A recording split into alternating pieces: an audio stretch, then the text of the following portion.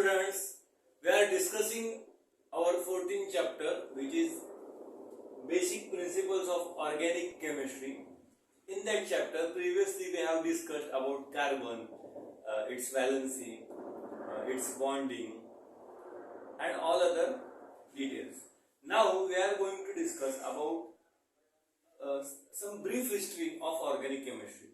Organic chemistry बद्दल वेगवेगळ्या सायंटिस्टनी काय काय मतं मांडली आणि मग नंतर त्याचे वेगवेगळे टॉपिक आपण डिस्कस करणार आहोत. First of all, Berzelius around 1780 he said that his vital force theory was very famous. म्हणजे तो काय म्हणाला, ऑर्गॅनिक कंपाऊंड क्रिएट होण्यासाठी ऑलरेडी ज्यांच्यामध्ये काहीतरी जीव आहे, जे लिव्हिंग थिंग्स आहेत, त्यांच्यामध्ये काहीतरी व्हायटल फोर्स आहे, तेच फक्त ऑर्गॅनिक कंपाऊंड, त्याच्यापासूनच फक्त ऑर्गॅनिक कंपाऊंड क्रिएट होऊ शकतात. कुठल्याही इनऑर्गॅनिक कंपाऊंड पासून, म्हणजे लॅबोरेटरीमध्ये ऑर्गॅनिक कंपाऊंड प्रिपेअर करता येत नाही. म्हणजे organic compounds can not be prepared in the laboratory, said by Berzelius. But Wohler in 1828 challenged this theory and synthesized urea from ammonium cyanide, which is an inorganic compound. So basically he synthesized urea from ammonium cyanide like this: NH4CNO, heat, NH2CONH2. So ammonium cyanide becomes urea, which is the inorganic compound will become organic compound. Then Kolbe in 1845 synthesized acetic acid CH3COH. Then Berthelot in 1856 synthesized methane. आता हे वेगवेगळे सायंटिस्टनी prove करून दाखवलं की organic compound inorganic compound पासून सुद्धा बनू शकतात, लॅबोरेटरी मध्ये पण लॅबोरेटरी मध्ये सुद्धा तयार होऊ शकतात, तयार केले जाऊ शकतात. आता आपण पुढच्या टॉपिक कडे जाणार आहोत. Okay, now we will learn about the shapes of organic compounds and pi and sigma bonds. मित्रांनो, एनसीईआरटी मध्ये हा चॅप्टर 12 आहे, 12 organic chemistry basic principle and techniques, आणि महाराष्ट्र बोर्डच्या बुक मध्ये 14 chapters of basic principles of organic chemistry. तर आपण दोन्ही बुक्सचा रेफरन्स घेऊन आपला टॉपिक कव्हर करतोय. एनसीईआरटी प्रमाणे आता मी पॉइंट्स टाकतोय. Point number 12.2 tetravalency of carbon, 12.2.1 the shapes of organic compounds. जेव्हा सिंगल बॉन्ड असतो तेव्हा sp3 हायब्रिडायझेशन असतं, डबल बॉन्ड असतो तेव्हा sp2 हायब्रिडायझेशन, आणि ट्रिपल बॉन्ड असतो तेव्हा sp हायब्रिडायझेशन, एक s आणि एक p. आता हे sp3 hybridisation, sp2 sp hybridisation काय, याच्यावर डिटेल्ड व्हिडिओ आपण जेव्हा इनऑर्गॅनिक केमिस्ट्रीचा पार्ट शिकणार आहोत तेव्हा आपण कव्हर करणार आहोत. पण सध्या आपल्याला हे लक्षात ठेवायचं आहे. आणि पाय आणि सिग्मा बॉन्ड्स म्हणजे काय, सिंगल बॉन्ड असतो तेव्हा एक सिग्मा बॉन्ड असतो, डबल बॉन्ड असतो तेव्हा एक सिग्मा आणि एक पाय बॉन्ड असतो, आणि ट्रिपल बॉन्ड असतो तेव्हा एक सिग्मा आणि दोन पाय बॉन्ड असतात. आता ही सगळी बॉन्डिंग आपण एक्झाम्पल थ्रू समजून घेऊया. इथे माझ्याकडे एक्झाम्पल आहे इथेनचं. आता हे इथेन, मिथेन हे सगळं तुम्हाला या लेसन मध्ये येणार आहे. आता फक्त एक्झाम्पल समजून घ्या आणि आपल्याला ते कव्हर करता येते. इथेनचं स्ट्रक्चर असं आहे, सी. आता हे बघा, इथे फक्त सिंगल बॉन्डनी कनेक्टेड, सी एच. कार्बनची व्हॅलन्सी किती असते, 4. मग या कार्बनला किती जण कनेक्टेड आहेत, 1 2 3 4 सिंगल बॉन्ड. या कार्बनला पण 1 2 3 4, 3 hydrogens and 1 carbon, 3 hydrogens and 1 carbon. So this is sp3 hybridization because of single bond. Ethene structure, in that structure C double bond C, म्हणजे इथेचे दोन बॉन्ड झाले, कार्बनची व्हॅलन्सी सॅटिस्फाय कशी होते बघा. या सी ला इकडे दोन कनेक्टेड, इकडे एक, इकडे झाले 4 सॅटिस्फाय. सिमिलरली या कार्बनला पण इकडे एक हायड्रोजन, इकडे एक हायड्रोजन, आणि इकडे या कार्बन सोबत डबल बॉन्ड, व्हॅलन्सी 4 सॅटिस्फाईड झाले. इकडे एक डबल बॉन्ड आले, त्यामुळे it is sp2 hybridisation. This is इथिन. आणि ट्रिपल बॉन्ड आहे, त्याच्यामुळे हा कार्बन 3 बॉन्डनी या कार्बनला अटॅच्ड आहे, सिमिलरली हा पण, आणि मग दोन्हीकडे एक एक हायड्रोजनचा आहे. This is triple bond. Similarly when we are discussing about pi and sigma bonds, आता इथे सगळे बॉन्ड आहेत ते सिंगल आहेत, त्यामुळे these all bonds are sigma sigma sigma sigma sigma sigma sigma. How many sigma bonds are here? 1 2 3 4 5 6 7. Again I am counting 1 2 3 4 5 6 7. 7 sigma bonds are here. CH sigma bond, CH sigma bond, CH sigma bond, CC sigma bond, CH sigma bond, CH sigma bond, CH sigma bond. Then in this structure for double bond, one sigma and one pi bond. म्हणजे जेव्हा एक bond असतो, single bond असतो, तिथे काय असतो? Sigma असतो. इथे येतील सगळे सिग्मा बॉन्ड. आणि जेव्हा डबल बॉन्ड असतो तेव्हा एक बॉन्ड त्यातला सिग्मा असतो आणि दुसरा बॉन्ड असतो पाय बॉन्ड. खालचा आपण देऊया सिग्मा आणि वरच्या देऊ पाय बॉन्ड किंवा उलटे केलं तरी चालतं. आणि जेव्हा तीन बॉन्ड असतात, ट्रिपल बॉन्ड असतो, तेव्हा त्यातला एक सिग्मा असतो आणि दोन पाय बॉन्ड असतात. म्हणजे इथे बघा, इथे ऑलरेडी दोन इकडे आहेत, त्यांना सिग्मा देऊया आपण. आणि ट्रिपल बॉन्ड आहे, त्यातलं एक होईल सिग्मा बॉन्ड आणि हे दोन होतील पाय बॉन्ड. आता हे थिओरिटिकल मी एक्सप्लेन केलं. आता आपण याचे प्रॉब्लेम सॉल्व्ह करणार आहोत. या दोन्ही कन्सेप्ट अजून क्लिअर होतील आपल्याला. Okay, here is the problem. How many sigma and pi bonds are present in each of the following molecules?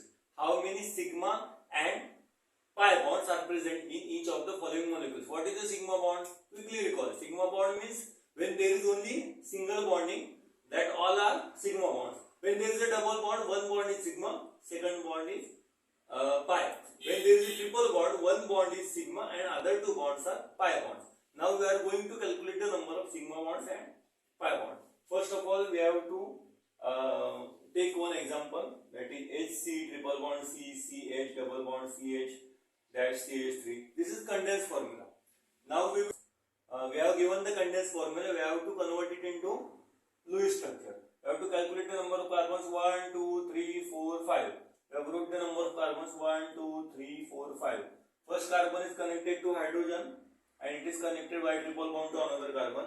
This carbon is connected to triple bond with this carbon and by single bond to this carbon. This carbon is connected with hydrogen and by double bond it is connected to next carbon.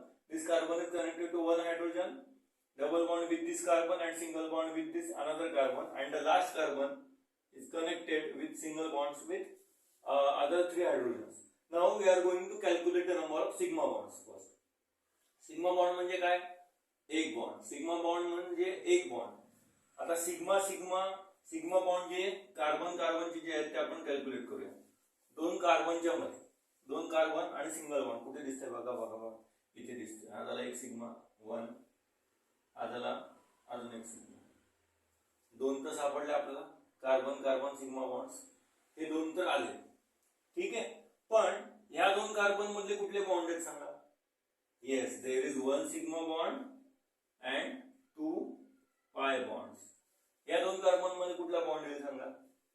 One sigma bond and one pi bond.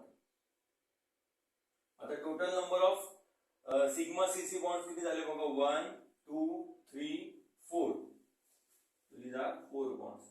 आणि आता remaining are sigma hydrogen bonds किती आहेत बघा? CH1, CH2, CH3, CH4, CH5, CH6. Sigma hydrogen bonds are 6. So total number of sigma bonds are 10. Concept परत एकदा detail मध्ये बघा, एक दोनदा रिवाइंड करून बघा. डिटेल मध्ये बघितलं तुम्हाला नक्की समजेल.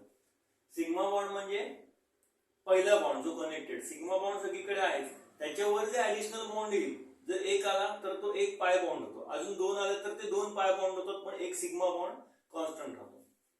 नाउ हे झाले आपले total number of sigma bonds. आता आपण कॅल्क्युलेट करूया पाय बॉन्ड्स. आपल्याला माहिती आहे पाय बॉन्ड केव्हा प्रेझेंट असतात? जेव्हा एकापेक्षा जास्त बॉन्ड असतात. जेव्हा डबल बॉन्ड असतो किंवा ट्रिपल बॉन्ड असतो.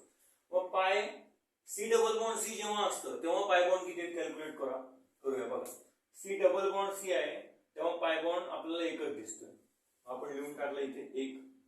आणि सी ट्रिपल बॉन्ड सी आहे तेव्हा किती आहेत पाय बॉन्ड? 2 आहेत. 2 पाय बॉन्ड्स. म्हणजे टोटल पाय बॉन्ड्स किती झाले आपले? 3. आपला क्वेश्चन काय होता? How many pi and sigma bonds are present in each of the following molecules. या मॉलिक्युल्सचा आन्सर काय आलं?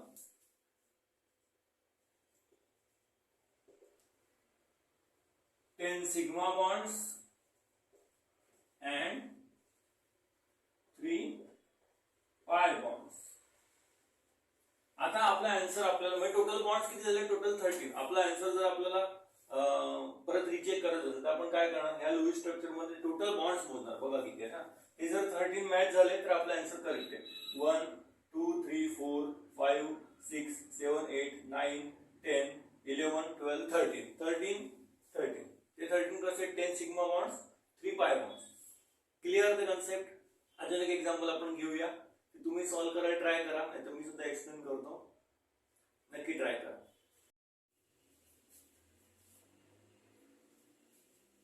तर आपल्या समोर आपला पुढचा प्रॉब्लेम आलेला आहे, CH2 double bond C double bond CH CH3. This is condensed formula. So first of all, what we have to do? We have to convert it into Lewis structure. What will be the Lewis structure? पहिले सगळे carbon लिहून घ्यायचे. 1 2 3 4 1 2 3 4. First carbon is connected to two hydrogens. 1 2. It is connected to other carbon with double bond. Second carbon again connected with the third carbon with double bond. This carbon is connected to one hydrogen and one carbon. इथे कुठलाच bond नाही म्हणजे single bond असतो. आणि या कार्बनला किती hydrogen साठायचे आहेत? 1 2 3.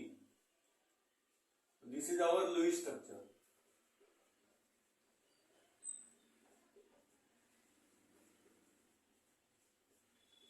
जर नोट्स बनवत असेल तर याचा स्क्रीनशॉट काढा, परत एकदा आता ट्राय करा, पॉज करून व्हिडिओ ट्राय करा.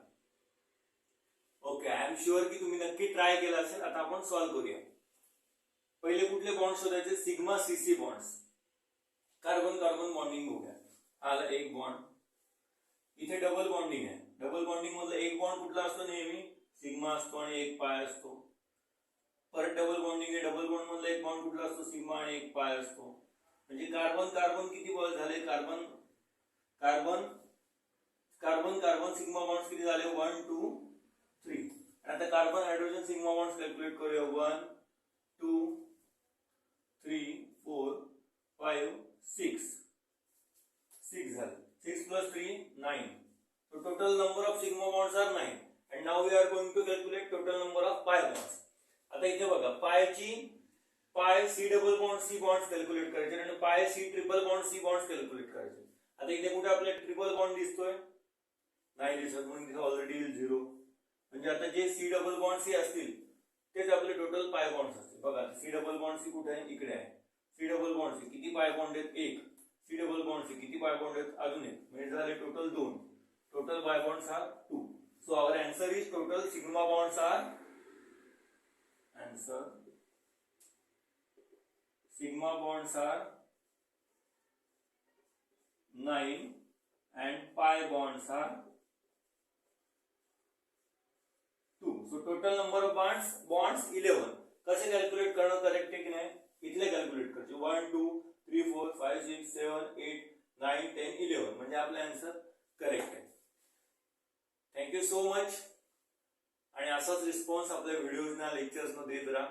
पुढचं लेक्चर लवकरच अपलोड होईल. तोपर्यंत थँक्यू सो मच.